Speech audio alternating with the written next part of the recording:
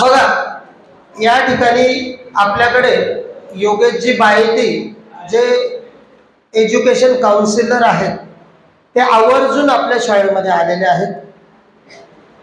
या ठिकाणी व्यंकटेशजी मारू हे जे व्यक्तिमत्व बसलेलं आहे, आम्ही शाळेत बरोबर होतो. हा मनुष्य ना जगापेक्षा 10 वर्ष पुढे.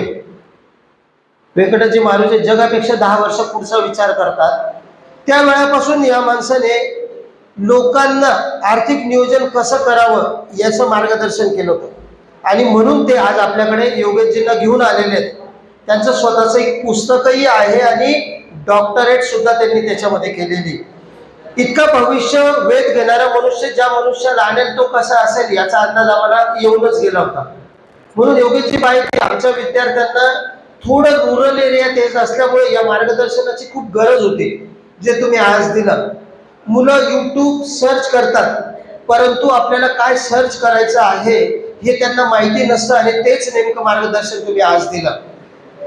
डेस्टिनी शब्दाचा अर्थच तो आहे की मला कुठपर्यंत पोहोचायचं आणि ते वेबसाईटचं नाव तेच आहे की तुम्हाला कुठपर्यंत पोहोचायचं.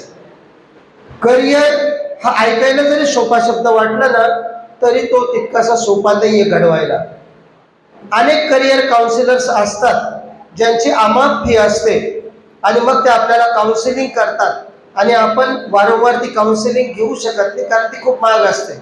योगेशजी बायतींनी तुमच्यासाठी जे फ्री वर्ल्ड असेल त्याचं करिअरचं ते उघडं करून दिलेलं आहे आणि तुम्हाला करिअरच्या संदर्भात तुम्ही स्वतःची मदत कशी करू शकतात याचं एक गायडन्स तुम्हाला केलेलं आहे.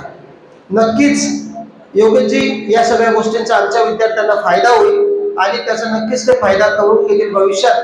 आणि जर आम्हाला अजून संधी मिळाली तर मी विनंती करेन की तुम्ही आमच्यासाठी वेळ काढावा. धन्यवाद.